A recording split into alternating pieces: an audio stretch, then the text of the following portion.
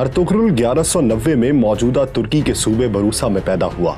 जब मंगोलों ने तुर्कमानिस्तान पर हमला किया तो बहुत से कबीलों ने हिजरत की और एशियाई कोचक की जानिब रवाना हुए। काई कबीले ने शाम के करीब एक इलाके में पड़ाव डाला था, लेकिन ये इलाका सर्दियों के मौसम के लिए साजगार नहीं था। इसलिए अर्तुगरुल का बाप सुलेमान शाह चाहता था कि जल्द अज जल्द किसी बेहतर मकाम की जानिब हिजरत की जाए। उसके लिए उसने अर्तुगरुल को हलब भेजने का फैसला किया, जहां पर सुल्तान सलाहुद्दीन अय्यूबी के जानशीन हुकूमत कर रहे थे।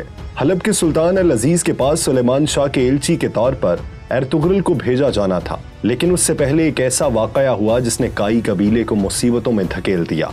अर्तुगरुल गाजी अपने जानिसारों के साथ शिकार खेलने गया तो वहां उसने देखा कि कुछ सलीबी ईसाई कैदियों को लेकर जा रहे हैं। उसने कैदियों को बचा लिया और सलीबियों को कत्ल कर दिया, जबकि कैदियों को कबीले में ले आया। सलीबियों से झड़प में उसने अनातोलिया पर काबिज सलीबी सरदार तीतुश का भाई भी कत्ल कर दिया, जिसके बाद सलीबी काई कबीले के दुश्मन हो गए। जबकि जो कैदी वो साथ लाया था उनमें एक बूढ़ा शख्स और उसकी एक बेटी और बेटा था। ये शख्स रूमी सल्जूक शहजादा गयासुद्दीन था, जिसे शहजादा नुमान भी कहा जाता है। उसकी बेटी हलीमा सल्जूक शहजादी थी, जो बाद में अर्तुगरुल की बीवी बनी, और उसका भाई शहजादा शहीर भी उनके साथ था। उस वक्त तख्त की हिफाजत और किसी बगावत को कुचलने के लिए सुल्तान ने अपने भाइयों को कैद कर दिया था, लेकिन शहजादा नुमान काई कबीले के हाथ लग गया था। उसकी बाजियाबी के लिए सल्जूक गवर्नर ने भी काई कबीले को धमकाना शुरू कर दिया, लेकिन काई सरदार ने अपनी रिवायात का पास रखते हुए कैदी उनके हवाले करने से इनकार कर दिया।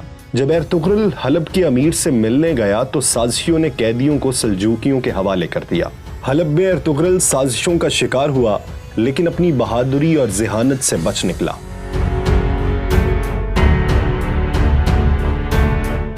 अर्तुगरुल ने जो इलाका सुल्तान से हासिल किया वो सलीबियों के कले के नजदीक था और उसमें रहने का मतलब था कि मौत के मुंह में चले जाना।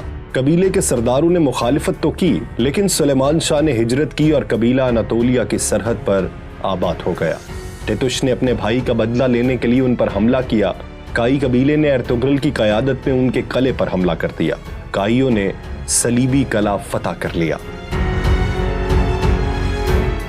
1225 में सुलेमान शाह के इंतकाल के बाद कबीले की सरदारी का मसला सामने आया, लेकिन उससे कबल के कोई फैसला होता, मंगोल उन पर हमला कर चुके थे।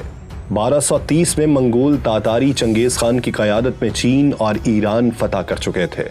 मंगोलों की एशियाई कोचक मुहिम का सरबराह नवियान था। उसने तमाम तुर्क कबीलों पर हमला किया और उन्हें रौंदता चला गया। उसने काई कबीले पर भी हमला किया और कबीले को आग लगा दी। कबीले के लोगों ने मुश्किल से जान बचाई और अर्तुगरुल की वालिदा हाइमा खातून और भाई गुलदारों की क़यादत में अपने दोस्त कबीले दो दुर्गा चले गए।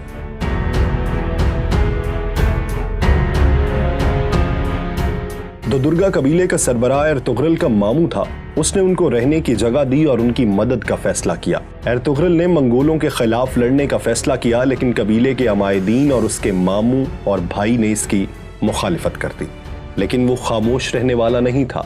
उसकी दूरअंदेशी ने उसे बता दिया था कि मंगोल सुकून नहीं करेंगे और सब कुछ तबाह कर देंगे। उसने अपनी बीवी हलीमा को सुल्तान अलाउद्दीन के क़ुबाबाद के पास भेजने का फैसला किया, ताकि वो सल्जूक रियासत में मुकीम हो सके और मंगोलों के खिलाफ जंग भी कर सके।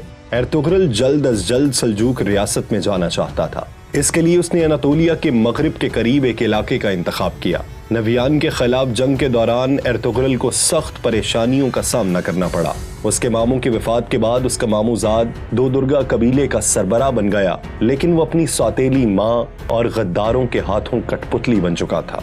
अर्तुगरुल के कबीले के सरदार का इंतखाब किया गया तो उसके भाई गुलदारों ने सरदारों को पैसे देकर साथ में लाया और सरदार बन गया। उसका सरदार बनने का मकसद था कि वह अर्तुगरुल को अनातोलिया जाने से रोक सके। अर्तुगरुल के भाई की पुश्त पर सल्जूक सुल्तान का नामजद करदा वजीर सादुद्दीन कोपेक था। सादुद्दीन कोपेक एक फितना परवर शख्स था। सादुद्दीन कोपेक सुल्तान को मारकर सल्जूकी तख्त पर कब्जे का ख्वाब देख रहा था, लेकिन उसे अर्तुगरुल उस राह में रुकावट नजर आता था। अर्तुगरुल ने मंगोलों के सरदार नवियान को जंग में शिकस्त दी और सलीबियों की सरहद पर हिजरत का फैसला कर लिया।